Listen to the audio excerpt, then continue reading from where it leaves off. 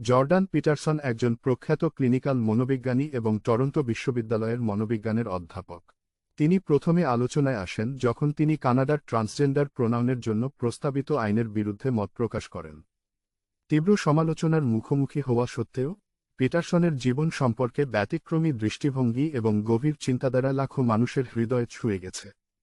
তার নতুন বই 12টি জীবনবিধি দ্রুতই আমাজনের সেরা বিক্রিত বইয়ে পরিণত হয়। এই ভিডিওতে আমি আপনাদের সাথে আমার এবং পিটারসনের জীবনের গল্পগুলি শেয়ার করব, যা এই 12টি বিধির মর্মার্থ তুলে ধরবে। শেষ পর্যন্ত দেখুন, কারণ প্রতিটি মুহূর্তেই রয়েছে অনুপ্রেরণার ছোঁয়া। প্রথম বিধি, সোজা হয়ে দাঁড়ান, কাঁধ চেপে ধরুন।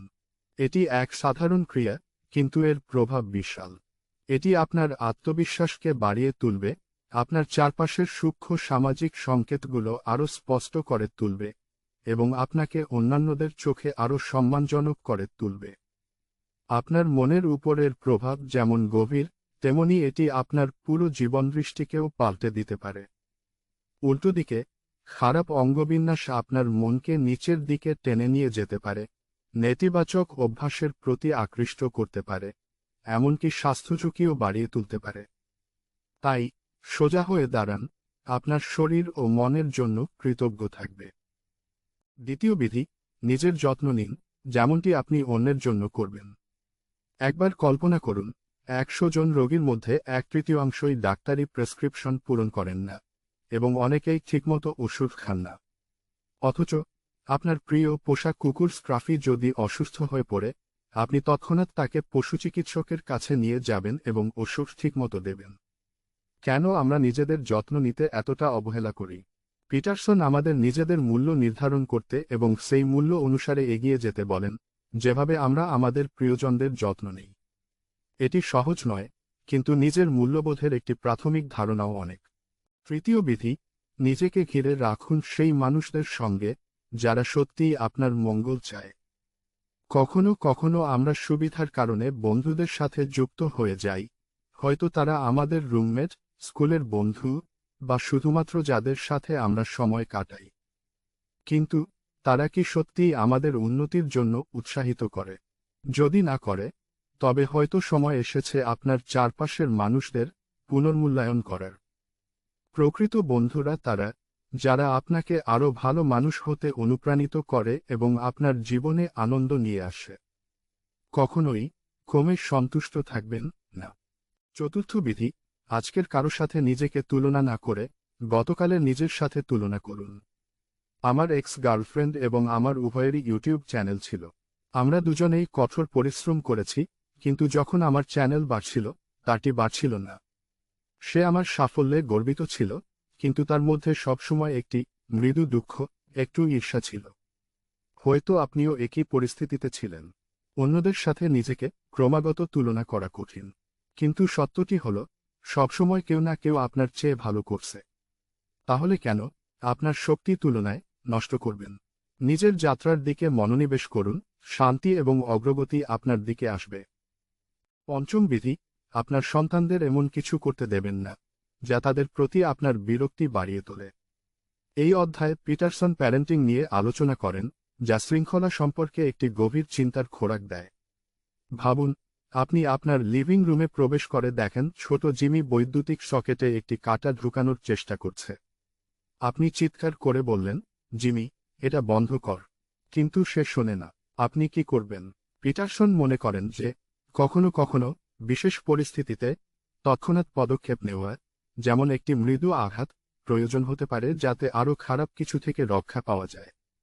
এটি একটি বিতর্কিত ধারণা, কিন্তু এটি নিরাপত্তা, শৃঙ্খলা এবং ভালোবাসা সম্পর্কে গুরুত্বপূর্ণ প্রশ্ন তুলে ধরে। ষষ্ঠ বিধি, বিশ্বকে সমালোচনা করার আগে আপনার নিজের ঘরকে সঠিকভাবে সাজিয়ে নিন। নিহিলিজম, যা জীবনকে মূলত অর্থহীন মনে করে, একটি অন্ধকার, বিভ্রান্তিকর শক্তি হতে পারে। আমি গত বছর এর মুখোমুখি হয়েছিলাম, এমনকি এমন পর্যায়ে পৌঁছেছিলাম যখন আমি আত্মবিধ্বংসী অভ্যাসের মধ্যে ডুবে যাচ্ছিলাম। আমি কিছুই অর্থ খুঁজে পাচ্ছিলাম না, এমনকি এই চ্যানেলেরও নয়।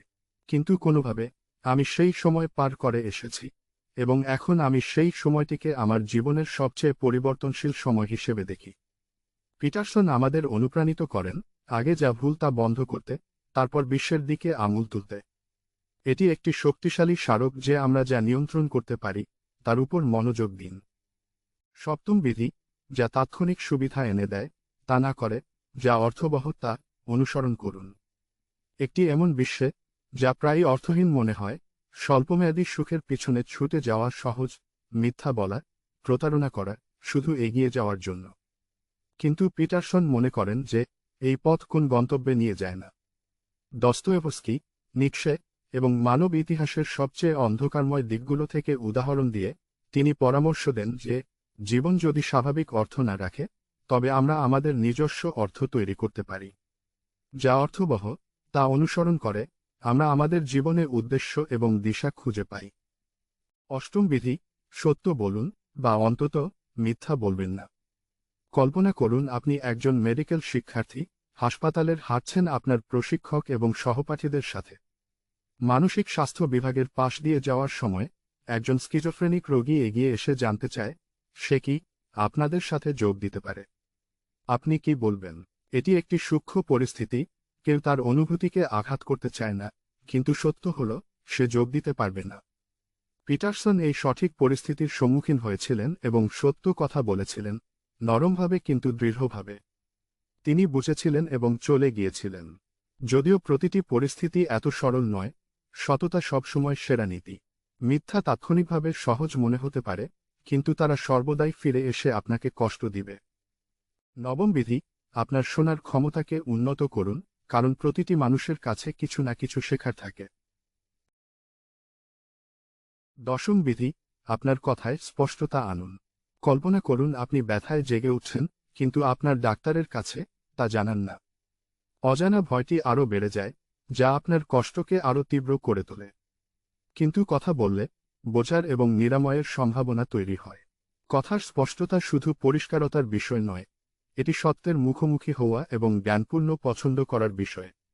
যখন আপনি চিন্তিত হন, তখন আপনার চিন্তাগুলি লিখে রাখা, বিশেষ করে সমস্যার সময়, স্পষ্টতা এবং সমাধানের জন্য একটি শক্তিশালী উপায় হতে পারে। একাদশ বিধি, শিশুরা যখন স্কেটবোর্ড করছে তখন তাদের বিরক্ত করবেন না। এই বিধিটি ঝুঁকি এবং সহিষ্ণুতার মূল্য বুঝতে সহায়ক। যখন শিশুরা তাদের সীমা পরীক্ষা করে, যেমন গাড়িতে ডোনাট ঘোরানো বা কর্তৃপক্ষের চ্যালেঞ্জ করা, তারা তাদের শক্তি পরীক্ষা করে এবং পৃথিবীতে কিভাবে চলতে হয় তা শিখছে। এটি দুর্বলতা নয় যা তাদের চালিত করে, এটি সাহস, চ্যালেঞ্জের মুখোমুখি হওয়ার সাহস। কখনো কখনো আমরা সবচেয়ে ভালো কাজ করতে পারি তাদের অনুসন্ধান করতে এবং বিকাশ করতে দিন। আর শেষের বিধি, দ্বাদশ, যখন রাস্তা দিয়ে হাঁটবেন তখন একটি বিড়ালকে আদর করুন। পিটারসন একটি গল্প বলেন একটি বিড়াল সম্পর্কে যার নাম ছিল জিঞ্জার। জিঞ্জার প্রায়ই এসে তার কুকুর সিক্কোর সাথে খেলত এবং পিটারসন এক মুহূর্ত নিয়ে বিড়ালটিকে আদর করতেন। এই ছোট ছোট সংযোগের মুহূর্তগুলি, সহজ আনন্দের মুহূর্তগুলি, যা অন্ধকার দিনগুলোতে আলো এনে দিতে পারে। জীবন অনেক অযৌক্তিকতার সাথে পরিপূর্ণ, কিন্তু যদি আমরা মনোযোগ দিই, আমরা আনন্দের পকেটগুলো খুঁজে পাব, যা এটিকে সামান্য সহনীয় করে তোলে। এই সংস্করণটি আরও আকর্ষণীয় এবং মানবিক করতে চেষ্টা করা হয়েছে, যেখানে প্রতিটি বিধি সাধারণ মানবিক অভিজ্ঞতার সাথে সংযুক্ত করা হয়েছে এবং দর্শকদের নিজেদের জীবনের উপর চিন্তা করতে উৎসাহিত করা হয়েছে।